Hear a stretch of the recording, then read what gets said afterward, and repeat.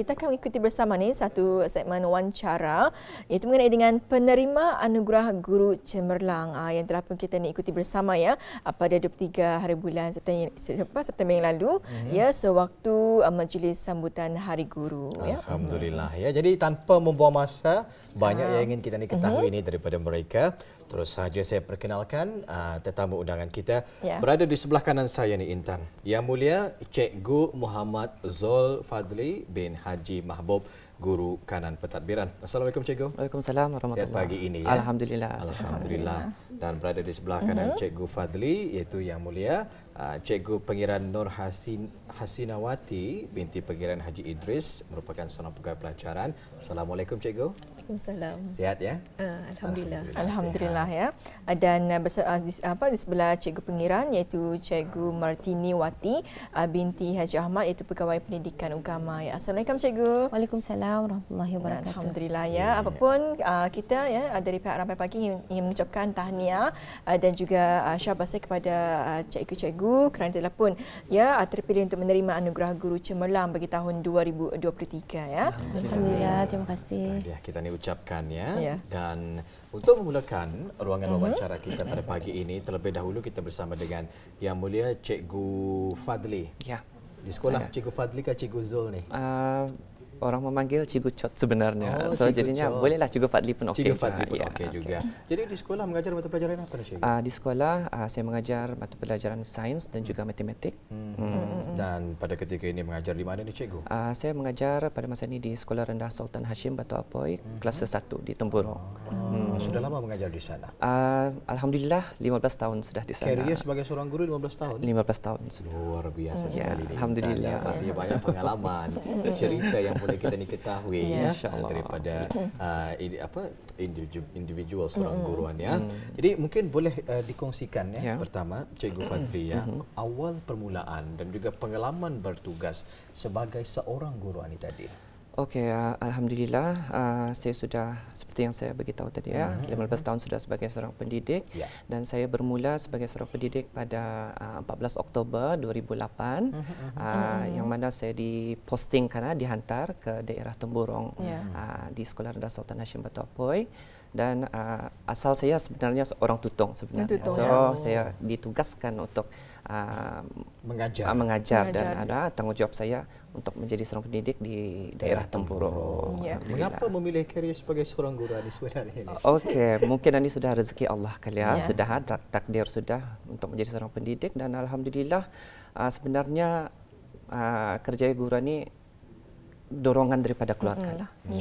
Dorongan daripada keluarga kerana dalam keluarga saya tu ada guru juga. So jadi dari sana dapat dilihat kata orang terinspirasi lah dari secara tidak langsung macam mana. Jadi 14 Oktober nanti kira bermulanya bertugasnya masa tahun bila tu? 2008. Jadi anniversary nanti ya. Yes, dari Batah. Yang keberapa yang 15 tahun? 15 tahun. 15 tahun ya. Alhamdulillah. Jadi kita pun mendengarkannya perkongsian dari Cikgu Fadli. Jadi kita akan beralih kepada Cikgu Pengiran ya, Nur Hasinawati. Jadi Cikgu Pengiran ya mengajar di mana Cikgu ketika ini? Ketika ini saya mengajar di Sekolah Agama Rimba 2 sebelah petang. Petang ya. Subjek apa tu Cikgu? Agama. Masa ini saya mengajar di Darjah 6 yang akan menduduki peperiksaan sijil-sijil rendah agama. Yang akan menamatkan sekolah persekolahan agama. Iya. Jadi Cikgu mungkin boleh kongsikan awal-awal permulaan dan juga pengalaman ya Cikgu Pengiran ya sebagai seorang guru ini. Awal permulaannya saya sudah berkhidmat sebagai guru ini selama 26 tahun. Satu titik lama ya. Lama-lama. Jadinya pada selepas saja menamatkan pengajian 3 tahun di Maktab Perguruan Agama Seri Begawan, saya pada 1 bulan Julai 1997 saya telah ditugaskan di Sekolah Agama Tunku Gandung. Sehinggalah sebagai guru agama terlatih sehingga tahun 2001. 2001 saya telah ditugaskan di Sekolah Agama Bribi pagi. Satu ditugaskan lagi di Sekolah Agama Kiarong sehingga tahun 2005. Pada tahun 2005 ditugaskan lagi di Sekolah Agama Rimba 2 tapi Nebatah sebab diberi peluang melanjutkan pelajaran di UBD selama 4 tahun.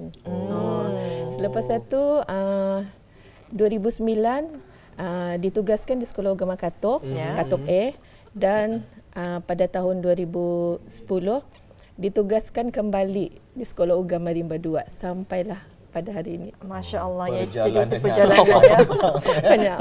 Alhamdulillah, 26 tahun ya 26 dalam bidang perguruan ini. Alhamdulillah. Jadi gembira rasanya kita mendengarkannya perkongsian daripada Cikgu Pengiran. Jadi kalau Cikgu Martini Wati macam mana? Mungkin boleh kongsikan ketika ini Cikgu mengajar di mana, sejak apa Cikgu mungkin kongsikan? Bismillahirrahmanirrahim.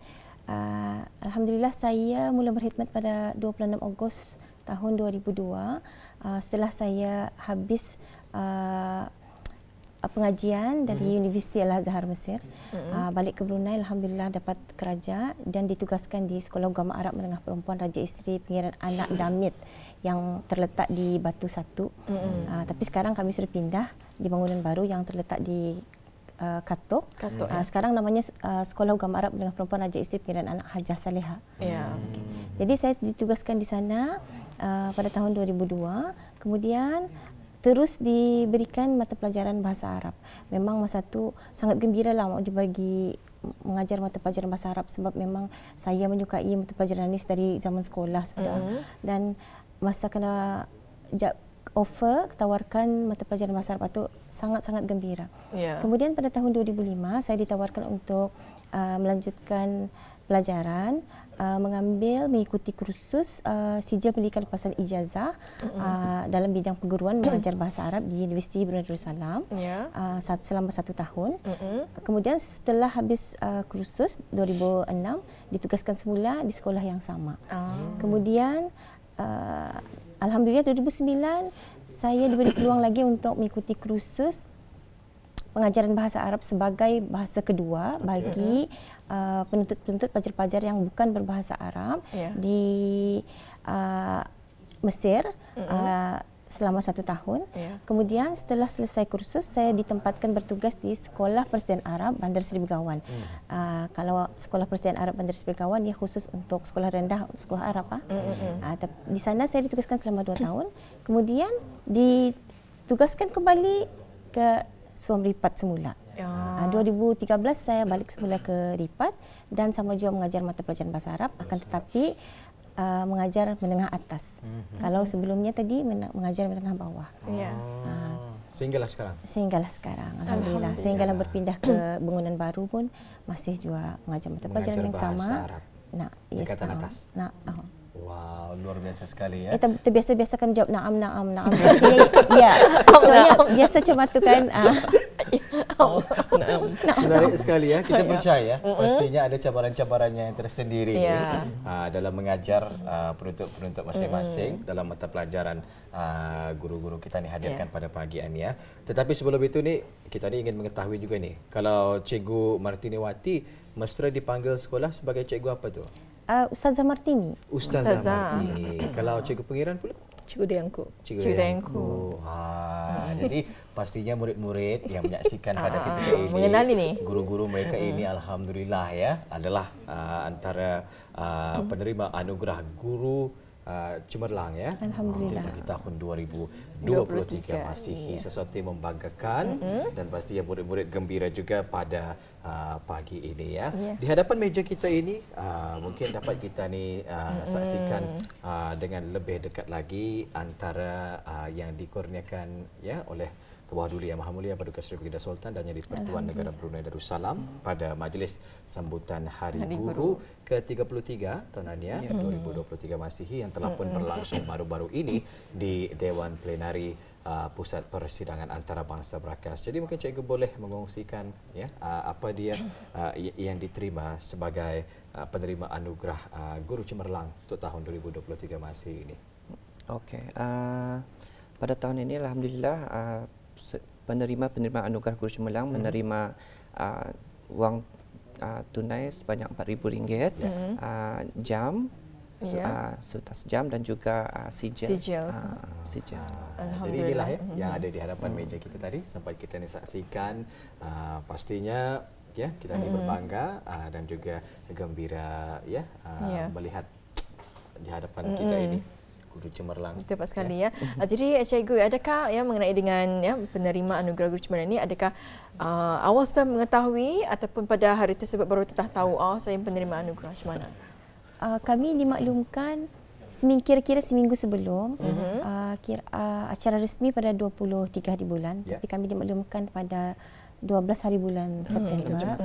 Kami dipanggil ke Kementerian Pendidikan untuk dimaklumkan perkara ini. Berita gembira inilah.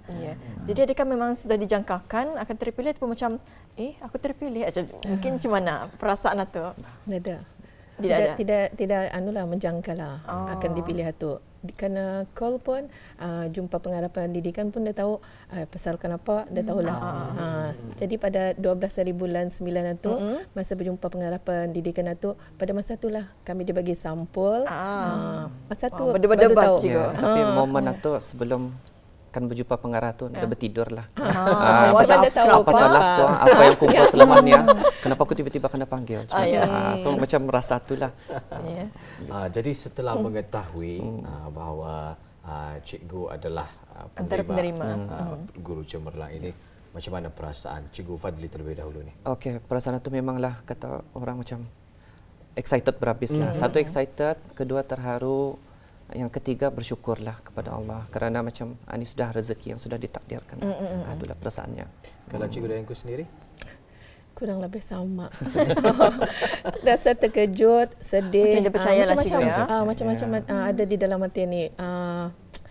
Masa membaca tu pun sudah macam benarkah ini terjadi? Sampai pas sebab masa awal sebelum membuka sampul itu, pengarah itu sudah bercakap kami akan menyunting apa ni? Pasal itu Kementerian Pendidikan, kami di bawah Kementerian Hal Ehwal Agama. Ingatkan kena pindah ke Kementerian Pendidikan. Sudah melihat sampul itu macam terasa macam sedih. Kajar kalau Cikgu megang dia lagi seakan melompat-lompat ada, tapi malulah pasal tu banyak melihat kan. Jadi terasa sedih, bersyukur sangat. Memang rezeki itu dia disangka-sangka. Salah alamat lah ya. Cikgu Martini sendiri? Sama juga memang perasaan itu bercampur baur. Masa sebelum dorang menyerahkan sarung surat itu, dorang beritahu dorang kan bagi kami tugas rahsia. Mengabak-ngabak rasanya, apa tugas ini, jadi peristikkah kami ini. Sekali masa membaca surat itu dibaca sebiji-sebiji, takut ketinggalan. Macam apakah tugas yang akan dibagi ini, sehingga ke bahagian mendapat anugerah Guru Cemerlang itu yang Wahdudi menganugerahkan itu, terasa terharu macam dah sangka akan mendapat anugerah ini. Walaupun macam barangkali dalam proses pemilihan itu kami memang kena cerap balik-balik. Tapi yang kena cerap itu yang kan dalam pemantauan itu bukan kami saja, banyak guru-guru lain tu yang hebat-hebat, yang bagus-bagus kan. Jadi dia sangka yang terpilih itu kami. Masya-Allah, ya itulah rezeki, ya tidak salah alamat ya.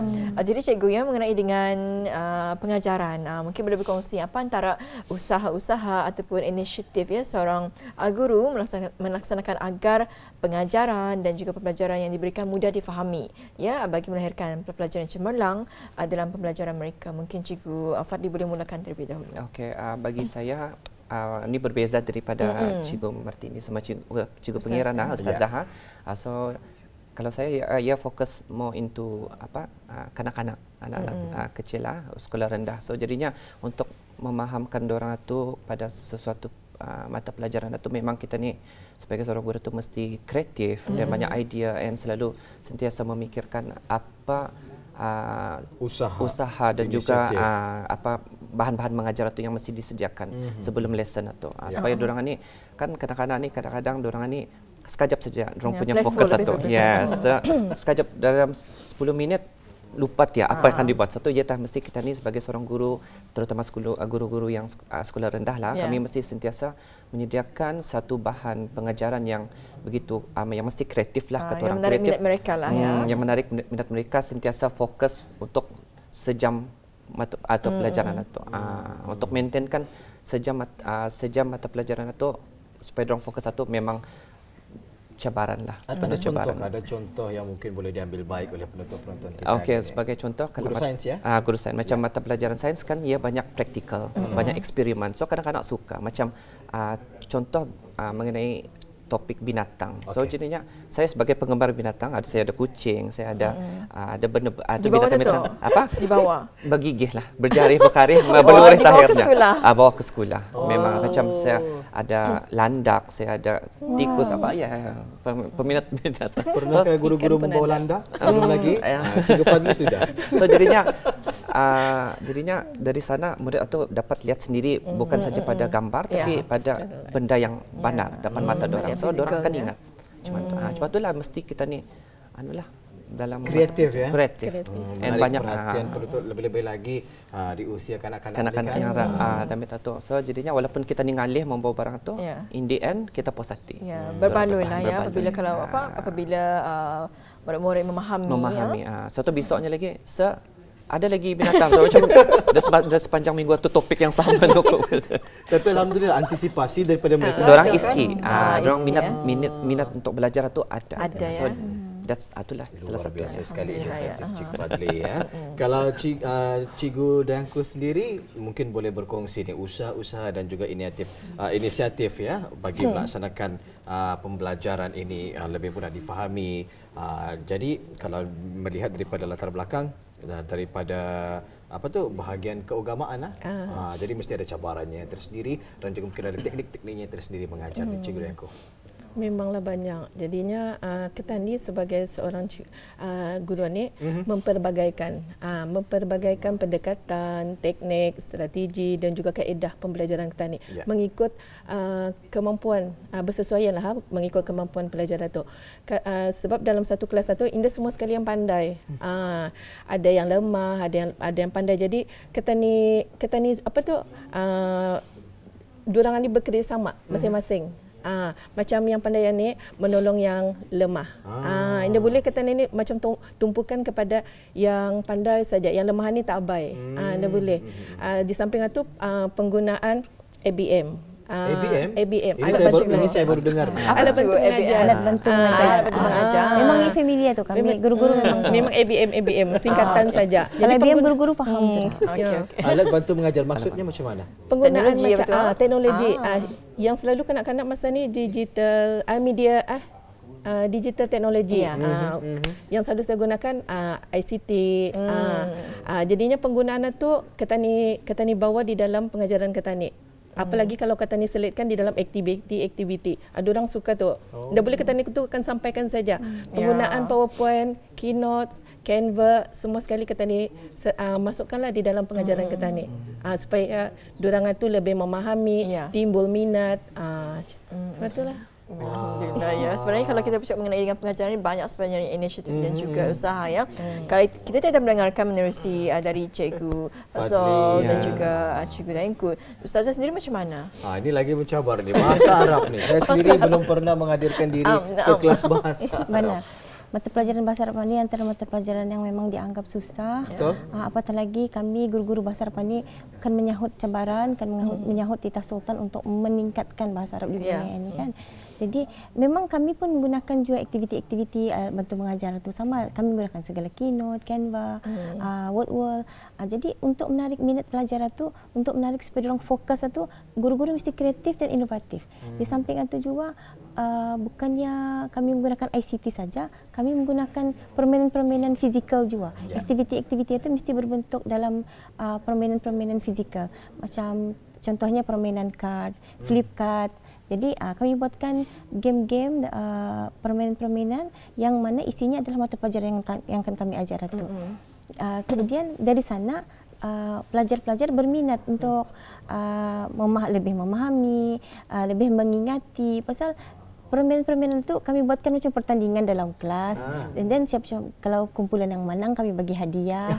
Jadi walaupun hadiah yang simple yang macam pen 50 sen, pen 30 sen, gula-gula coklat yang simple itu kanak-kanak pelajar sudah happy tu. Pelajar sudah macam berebut-rebut untuk mendapatkan hadiah itu. Jadi diorang mau faham and then seperti kata Cikgu Miran tadi, memang dalam kumpulan itu dikumpulkan pelajar yang hebat, pelajar yang lemah, pelajar yang pandai dikumpulkan supaya diorang bekerja sama dalam kumpulan itu untuk sama-sama memahami isi pengajaran itu dan akhirnya diorang dapat menyelesaikan aktiviti yang kami bagi itu. Jadi aktiviti adalah antara yang banyak menyumbang juga melalui minat anak-anak kita ni untuk terus mempelajari mata pelajaran. Ada masanya kami mendorong pelajar lagi tu membuat sendiri, membina sendiri aktiviti itu mengikut kreativiti diorang. Suruh diorang pula memikirkan hari ini apa yang ingin kamu lakukan. Macam contohnya kami bagi 4 kumpulan. Setiap kumpulan ada membuat aktiviti sendiri daripada tajuk yang satu tajuk yang sama. Tapi masing-masing menyumbang aktivitinya dengan idea diorang. Jadi adanya kebebasan di sana lah ya untuk mereka melakukan aktiviti mereka. Apa cabaran belajar bahasa Arab ini sebenarnya? Cabaran yang paling utama ialah kekurangan apa tu bahasa Melayunya? Bahasa Arabnya ingatku. Kekurangan vocabulary. Vocabulary itu macam kan bahasa Arab ni kalau dari vocab sama macam English kan. Kalau vocab kurang memang diorang dapat memahami isi pelajaran itu kan. Kosakata. Ya, kosakata ya. Jadi itu yang kalau bayangkan Tia mengajar pelajar tahun 11 by that time, diorang sepatutnya sudah memiliki berpuluh ribu kosakata. Tapi untuk menyimpan kosakata yang banyak itu memang payah kan. Jadi itulah cabaran kami. Ya, alhamdulillah ya. Jadi sebetulnya masa kita ni telah pun mencemburu kita. Kerana kita berbaki 3 minit saja lagi ni. Jadi akhirnya ni mungkin ada pesanan ataupun nasihat ya cikgu-cikgu, ustazah kepada guru-guru masa ini sepanjang sambutan Hari Guru yang ke-33. Silakan. Pesanan. Cikgu Pangeran lah dulu. Okey, pesanan saya jalankan tugas pendidikan ni dengan penuh tanggungjawab dan amanah. Pertama kali kita ni masuk dalam kelas 1, pandang kanak-kanak itu macam anak ketani. Jadi kalau sudah beranggapan macam itu, tugas sebagai seorang pendidik itu bukan lagi ketani menjalankan hanya sebagai tugasan, tapi sebagai tanggungjawab. Amanah kita. Amanah ketani. Jadi sebagai macam ketani yang mama memang mau anak tani berjaya. Memang jenis memaksa. Jadinya sifat itu akan terbawa di dalam kelas. Memarah pun memang ketani itu kan mau anak didik ketani itu berjaya. Macam saya ni sijil peperiksaan sijil sekolah-sekolah rendah agama kan.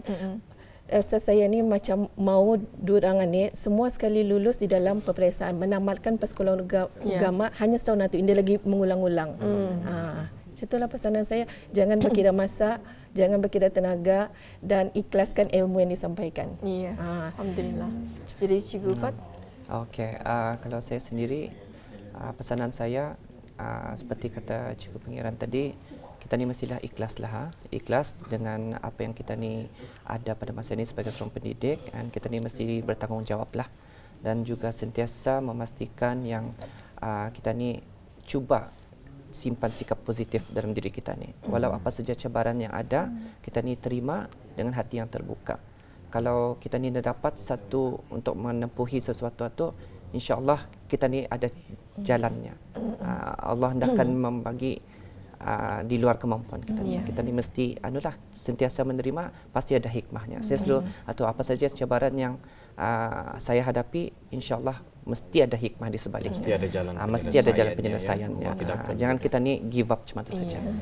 Terakhir nih, Cikgu Martiniwati, mungkin ada pesanan ya dan juga nasihat yang boleh disampaikan. Kalau dari saya sendiri, terutamanya guru-guru yang mengajar mata pelajaran bahasa Arab ataupun yang mengajar mata pelajaran dalam bahasa Arab tapi subjek lain macam tauhid, itu cabaran juga arah kami lah.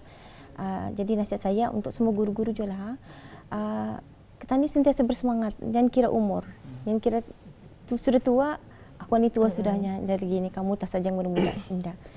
Jangan kira umur, sentiasa bersemangat, sentiasa kita ni menanai tanggungjawab yang diberikan itu dengan penuh semangat dan insya-Allah Allah mudahkan. Allah akan bagi idea-idea. Allah akan bagi penyelesaian untuk macam mana kita ni kan menyelesaikan mengajar mata pelajaran ataupun tajuk-tajuk tertentu. Kemudian kita ni mengajar itu dengan kasih sayang. Kalau kita ni sayang student kita ni, pelajar kita ni, insya-Allah pelajarkan sayang kita ni, pelajarkan menghargai kita ni, pelajarkan belajar benar-benar untuk subjek kita ni itu. Jadi itu yang pentinglah. Okey. Ya, harus betulnya mendengarkannya. Rasa ingin masuk semula ke sekolah? Guru sains Intan nanti, guru agama dan juga guru bahasa Arab. Ya, pokoknya alhamdulillah ya. Harus betulnya mendengarkannya, nasihat dan juga pesanannya mereka kepada guru-guru pada masa ini ya. Apapun alhamdulillah, tahniah dan juga syabas sekali lagi ya, dia telah terpilih ya untuk menjadi antara penerima anugerah Guru Cemerlang 2023 ya. Iya, dan insyaAllah jika ada kesempatan kita ini akan bersama lagi di lain waktu, di lain masa dengan perkongsian yang lain pula ya. Terus memberikan sumbangan, terus mendidik anak bangsa kita ini sehingga menjadi orang yang berjasa di kemudian hari insyaAllah ya. Jumpa lagi. Assalamualaikum. Waalaikumsalam warahmatullahi wabarakatuh.